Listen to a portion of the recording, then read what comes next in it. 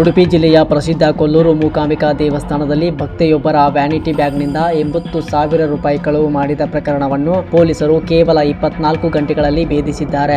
3 ಮಹಿಳಾ ಆರೋಪಿಗಳನ್ನ ಬಂಧಿಸಿರುವ ಪೊಲೀಸರು ಅವರ ವಿರುದ್ಧದ ಹಿಂದಿನ ಅಪರಾಧಗಳ ಮಾಹಿತಿಯನ್ನ ಬಹಿರಂಗಪಡಿಸಿದ್ದಾರೆ. ಹೌದು, ಉಡುಪಿ ಜಿಲ್ಲೆಯ ಕೊಲ್ಲೂರು ಮೂಕಾಂಬಿಕಾ ದೇವಸ್ಥಾನದಲ್ಲಿ ಭಕ್ತೆಯೊಬ್ಬರ ವ್ಯಾನಿಟಿ ಬ್ಯಾಗ್ನಲ್ಲಿದ್ದ 80,000 ರೂಪಾಯಿ ನಗದು ಕಳವಾಗಿರುವ ಘಟನೆ ನಡೆದಿದೆ. ಮೂಕಾಂಬಿಕೆಯ ದರ್ಶನಕ್ಕೆ ಬಂದಿದ್ದ ನಿಮಿಷ ಎಂಬ ಭಕ್ತೆಯ ಬ್ಯಾಗ್ನಲ್ಲಿದ್ದ ಹಣವನ್ನು ಚಾಲಕಿ ಕಳ್ಳಿಯರು ಕಳವು ಮಾಡಿ ಪರಾರಿಯಾಗಿದ್ರು. ದೇವಸ್ಥಾನದ ಆವರಣದಲ್ಲಿ ಎಷ್ಟೇ ಹುಡುಕಾಡಿದರೂ ಹಣ ಪತ್ತೆಯಾಗಿರಲಿಲ್ಲ. ಈ ಸಂಬಂಧ ಸಂತ್ರಸ್ತೆ ನೀಡಿದ ದೂರಿನ ಮೇರೆಗೆ ಕೊಲ್ಲೂರು ಪೊಲೀಸ್ ಠಾಣೆಯಲ್ಲಿ ಪ್ರಕರಣ ದಾಖಲಾಗಿತ್ತು.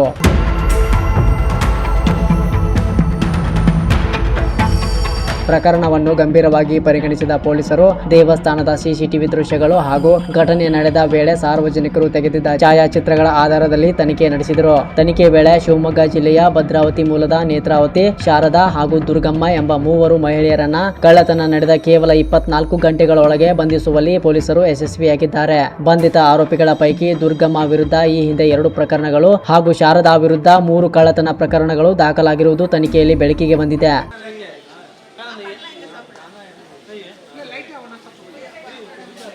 प्रसाद नहीं रुकते